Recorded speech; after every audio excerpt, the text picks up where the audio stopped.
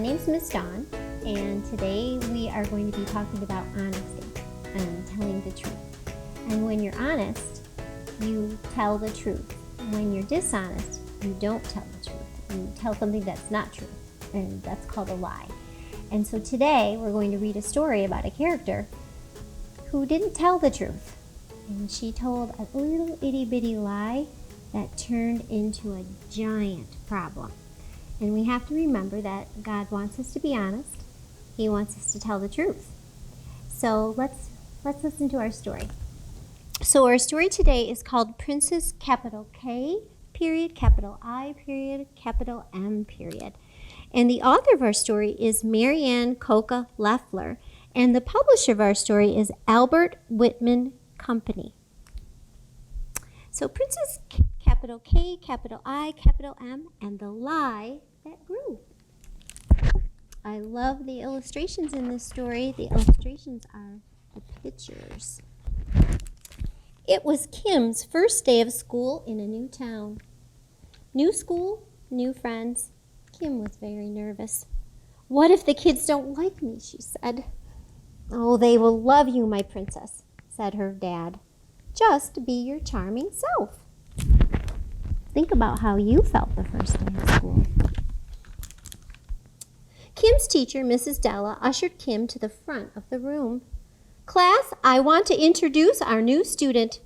The other children just stopped and stared. This is Kim Worthington, Mrs. Della said. Not another Kim, called a girl from the back. My name is Kim. And all the kids laughed. Oh no, Kim thought. I have to make them like me. So, in a tiny voice, Kim told a teeny tiny bitty lie. My name is not Kim. It's capital K, period, capital I, period, capital M, period. It stands for Catherine Isabella Marguerite. Oh, very pretty, said the teacher. That sounds like a name of a queen. Kim stood up straight, and out of her mouth came another teeny tiny lie. I come from a royal family, you know. Oh, I didn't know. The teacher smiled, and she bowed a long, low bow. Welcome to our school, Catherine Isabella Marguerite Worthington, she said. And there's our teacher bowing. All the kids saw the teacher bow, and soon word got out. The new girl, Catherine Isabella Marguerite, is from royalty. Later that day, the kids swarmed around Catherine. They all wanted to be her friend. Kim loved the attention. Her teeny tiny lie got bigger. I am a princess. My grandmother is a queen. Can you believe it? A princess in our school, said Abby. Oh, I don't believe it, Jason said. Princesses don't live in Greenville. The next day, on Tuesday, Jason and Abby watched as a man walked Catherine to school. He held an umbrella over her head. He handed over her lunch, and they heard him say, Princess. See, I told you that must be her butler, said Abby. And Jason just rolled his eyes. Oh, sure. All that day, Catherine was treated like royalty. Watch your step. After you. Oh, I'll carry that. I would be happy to give you my lunch. Wow. On Thursday, Catherine took the bus to school. She wore the golden tiara from her dance recital, and then she put on the fancy ring she won at the arcade. Her teeny tiny lie got bigger and even bigger. This ring is from the queen herself. My crown is made of real diamonds. On Friday, Catherine was mobbed as soon as she got off the bus. Will you take a picture of me? Can I have your autograph? Everyone seemed impressed, except Jason. He walked by, tossing his baseball into the air. Just then, Abby slipped Catherine an invitation. "Princess Catherine, I would be honored if you would come to my birthday party this weekend," Abby said. Without thinking, Kim replied, "I can't. My grandmother's coming to visit." Abby screamed, "Your grandmother, the Queen?" Kim gulped. "Oops." The kids came running over. "Can we meet her?" asked Sandy. "Does she have a royal carriage?" asked Kevin. "We want to meet the Queen," the kids chanted. Kim didn't know what to say. Her teeny tiny lie had grown into a big, fat, giant problem, and she couldn't stop the lie from growing. Each time the lie was passed along, it got bigger and bigger, and there's all the students passing that lie along. And by the end of the day, the news was out. The Queen was coming to visit Greenville this weekend, and Kim was glad to be going home.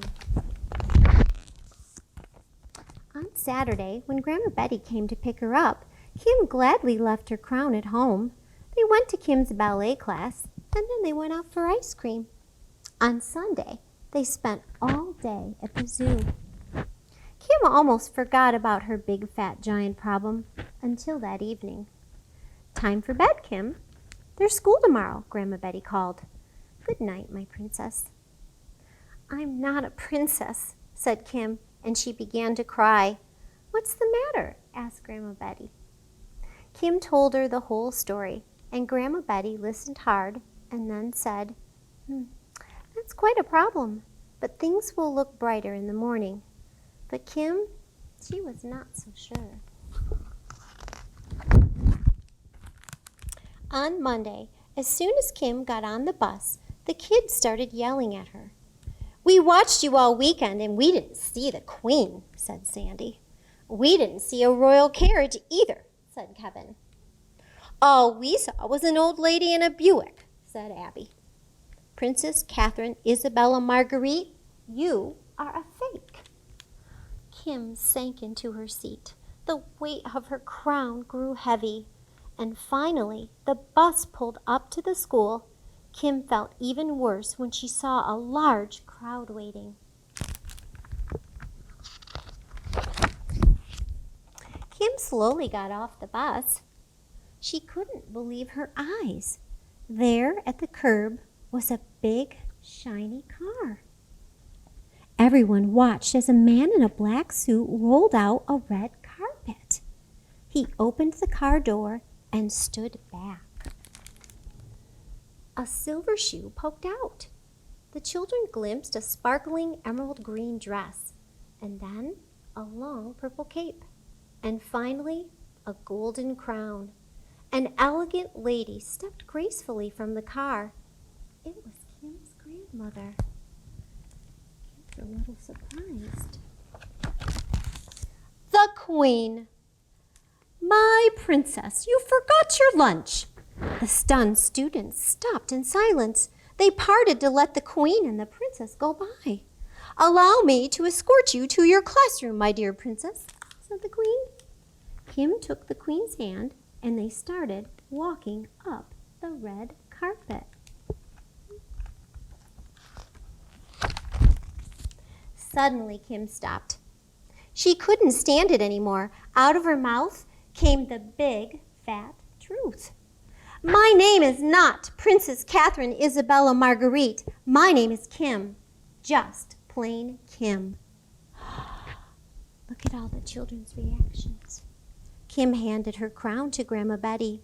And Grandma Betty whispered into her ear and said, "You will always be my princess." That day, no one paid attention to Kim. No one offered to open doors or carry her backpack. But Kim was happy without the crown. She was free to be herself. And at recess, Kim sat on the grass and read her book, and a ball rolled to her feet. She looked up, and Jason was standing there. "Want to play catch?" he asked. "Me?" Kim was surprised. "In case you haven't heard, I'm not a princess or anything. I'm just plain Kim." Oh, I knew it all along, Jason said. Last year I told everyone my dad owned the Red Sox. Oh, said Kim. Plus, I like just plain Kim, said Jason. Me too, said Kim. So what can we learn from our story today? What did you learn about that? Well, we can learn that we need to be honest. We need to tell the truth. And when you don't tell the truth or when you tell a lie, it can turn into a very big problem, even if it starts out to be teeny tiny. And remember, God wants us to be honest, and God wants us to tell the truth. So I have a challenge for you. I challenge you to be honest with your family. I challenge you to be honest with your friends, because that's what God wants us to do. And remember, honesty is the best